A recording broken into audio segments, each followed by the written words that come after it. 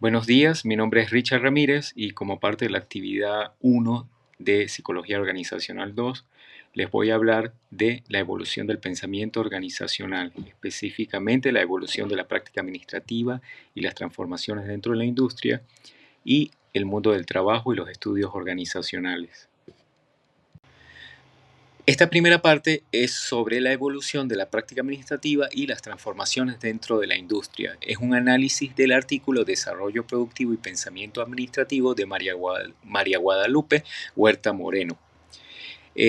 Comencemos hablando de lo que es administración. A grosso modo es un conjunto de conocimientos sistemáticos y herramientas que, mediante modelos y métodos generales, permite la operación de las organizaciones sociales, sean lucrativas o no, con el objetivo de que sean más eficientes.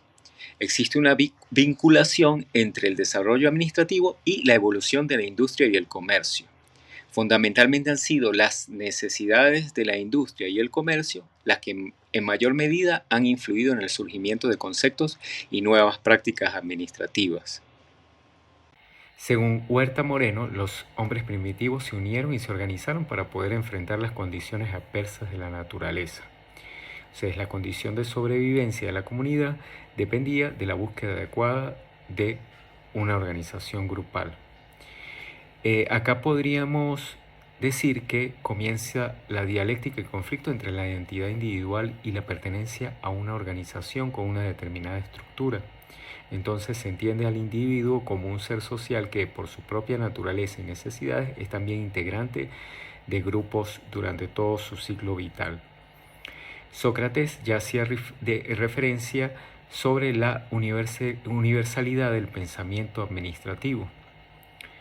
Entonces, si el pensamiento administrativo es universal, podríamos vincular esto con la disertación de la profesora Lorena Rojas y decir que el pensamiento administrativo es parte integrante de la inteligencia del ser humano inherente al mismo y manifestación de su tecnología y su funcionamiento como sistema.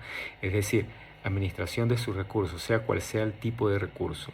El término pensamiento administrativo me gusta particularmente porque me ubica la esencia de lo que es la administración dentro de lo que implica ser un ser humano. Incluso cualquier entidad viva o no viva que maneja sus recursos. Entonces, aterrizando nuevamente, también más adelante Rousseau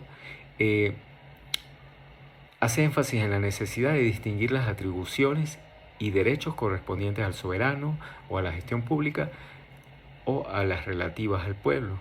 Entonces se comienza propiamente a hablar de la división del trabajo. Por ende, la transversalidad de los estudios del trabajo y del trabajador ha estado presente desde la Ilustración y también es un eje en el desarrollo de la administración.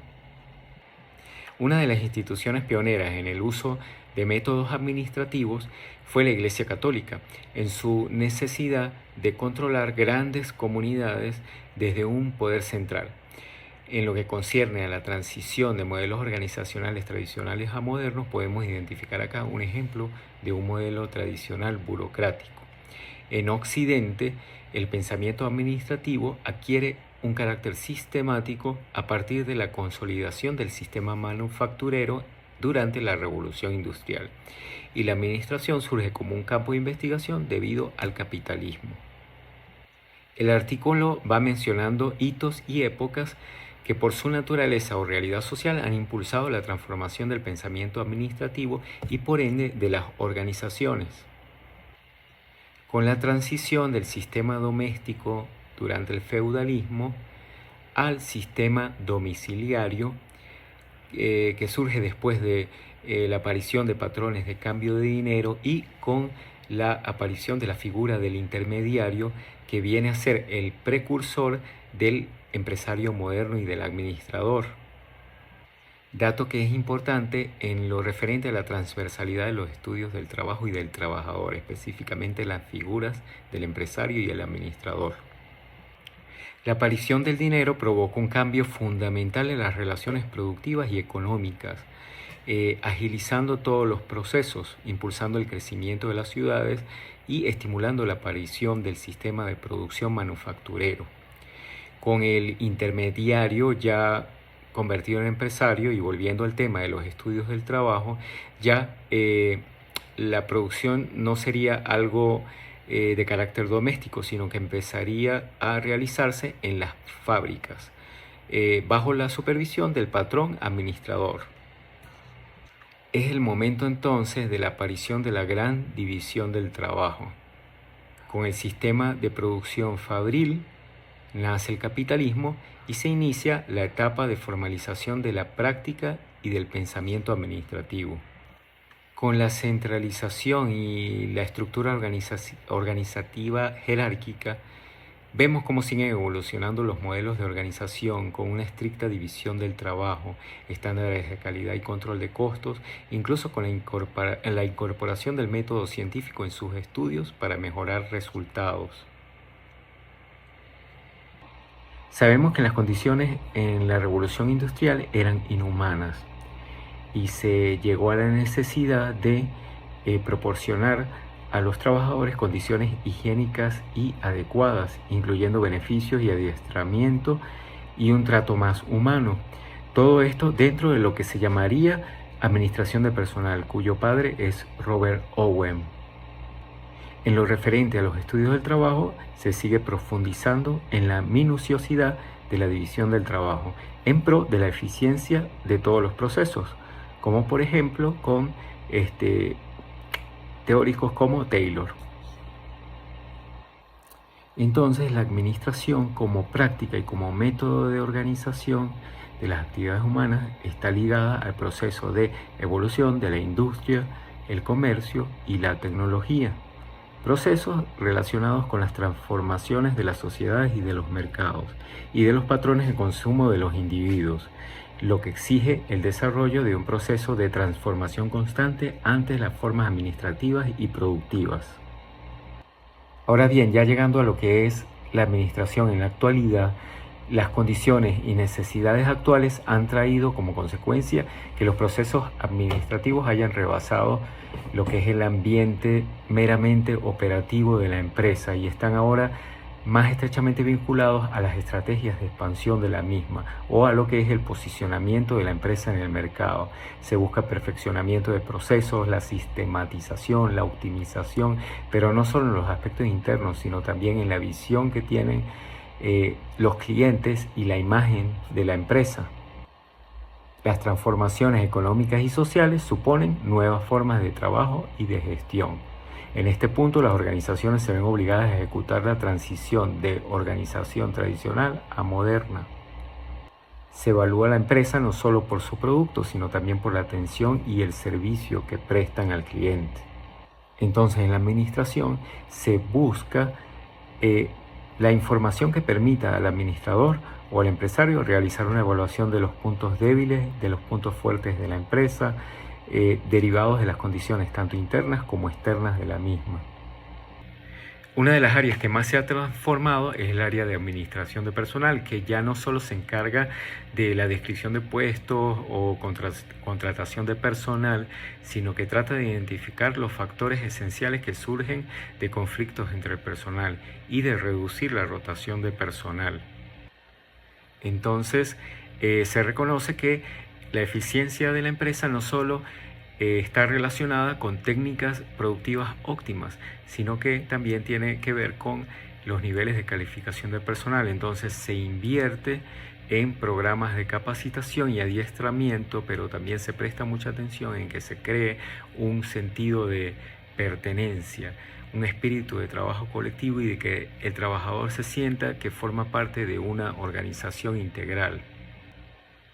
La organización requiere de mayor flexibilidad para que pueda tener una rápida adaptación a las necesidades cambiantes de los clientes y el uso de nuevas tecnologías, lo cual es cada vez más necesario y rápido que como lo era anteriormente.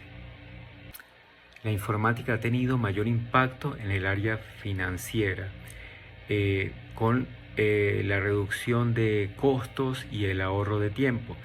Y por último, en referencia a la transición a una organización moderna, la protección del medio ambiente es muy tomada en cuenta en la actualidad. Esta autora nos pasea por una serie de hitos que causaron la reestructuración de las organizaciones y la evolución del pensamiento administrativo. Pero para cerrar esta parte, me gustaría mencionar como ejemplo reciente el impacto de la pandemia en la evolución de los mercados y la transformación del trabajo, mencionado en el video del profesor David Schnarch, y que todos hemos podido presenciar. La pandemia aceleró cambios actuales en la naturaleza del trabajo, en quién hace el trabajo y desde dónde se hace el trabajo, lo cual conlleva a reestructuraciones y a retos para el diseño organizacional. Del mismo modo, en el video de la profesora María Camacaro, hace mención de la disrupción tecnológica que influye en la transformación del talento humano, lo cual se vincula con la actualidad de esa transformación del trabajo y de la administración de personal. Y en cuanto a la dialéctica entre el individuo y la organización, la tecnología puede permitir que el ser humano pase de ser el elaborador de tareas rutinarias a un estratega en la organización. Esto en palabras de la profesora María Camacaro, diferente a la concepción del individuo autoexplotado, que es un apéndice de la máquina de producción que es la sociedad, mencionado por el profesor Fran Rivas en su video. En esta segunda parte nos adentraremos un poco más en ese eje transversal que implica los estudios del trabajo, específicamente en los estudios organizacionales. Los doctores Mendoza Paipa, Villasmil y Obando comienzan hablándonos de esa influencia que ha tenido el concepto del trabajo en la vida social, es decir, los efectos que ellos llaman nefastos, que ha tenido esa lógica instrumental y productivista que lo caracteriza, pero que actualmente, incluso en el contexto de producción capitalista, permite cambios cualitativos, en donde el individuo se concibe ya no como un eslabón más en la cadena de producción, sino como un integrante creativo y participativo con más autonomía, en un proceso que, con la ayuda de la tecnología, como lo mencionaba la doctora María Camacaro, puede dejar de hacer tareas rutinarias y dedicarse a tareas más estratégicas. Esto puede influir de manera bidireccional en ambos, tanto en la organización que se reestructura como en el individuo que se hace cada vez más autónomo dentro de ella. Relacionado esto con la transición a la organización moderna y con la reducción de esta tensión en la dialéctica trabajador-organización. Entonces, ¿qué es lo que va a ser el elemento aglutinante entre todos estos eslabones en la actualidad? Es la cultura organizacional, sustentada en la misión, la visión y los valores. Podemos agregar acá lo que hablaba la doctora María Camacaro acerca de la disrupción tecnológica, la cual estimula la transformación del talento humano, que ahora requerirá desarrollar nuevas competencias para nuevas tareas, dejando las tareas rutinarias atrás y acercándolo más a los stakeholders. Como ella mencionaba, se fortalecen las habilidades blandas. El concepto del trabajo ha sido explicado e influenciado por múltiples teóricos, por ejemplo, con los clásicos de la sociología como Marx, Weber, Durkheim, Adam Smith y el liberalismo, entre otros. Entonces, en el mundo del trabajo el mundo del trabajo se sigue transformando por múltiples factores en los que encontramos las innovaciones tecnológicas, el agotamiento y diversidad de los sistemas productivos, las relaciones que surgen entre los procesos del trabajo y la organización del trabajo, con la marcada dialéctica trabajador-empleador. Y vinculándolo con las ideas nuevamente de la profesora Camacaro, se habla de la tecnología como una herramienta fundamental. La tecnología debe estar al servicio de las personas y no al contrario. Pero entonces surge la pregunta en estos autores de cómo se hace y permite la alfabetización tecnológica. Sus conceptos nuevos, tales como la sociedad de la comunicación e información, la infoxicación, los analfabetos tecnológicos, los trabajadores del conocimiento, trabajadores colaborativos, inteligencia artificial, informacionalismo, sociedad de red y el teletrabajo. La dialéctica trabajador-organización se enmarca en los estudios organizacionales y la teoría de la complejidad. que estudia todos los fenómenos dentro de la organización.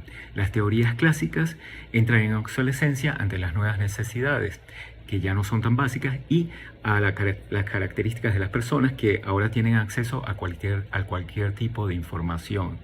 Entonces surgen nuevas teorías como la teoría de la contingencia, que se basa en las relaciones de una organización con su entorno y lo que define situaciones que exigen cambios y nuevas formas de comportamiento en las organizaciones. Entonces, tal como indica el profesor Schnarch, el diseño organizacional toma un rol fundamental en el cambio organizacional que depende de lo que se quiera lograr, del entorno y de las brechas que hay que superar, en el marco de una cultura organizacional bien definida y compartida, donde todos y todo está alineado a la misión, la visión y los objetivos, permitiendo así la transición de una organización tradicional a una organización moderna o posmoderna.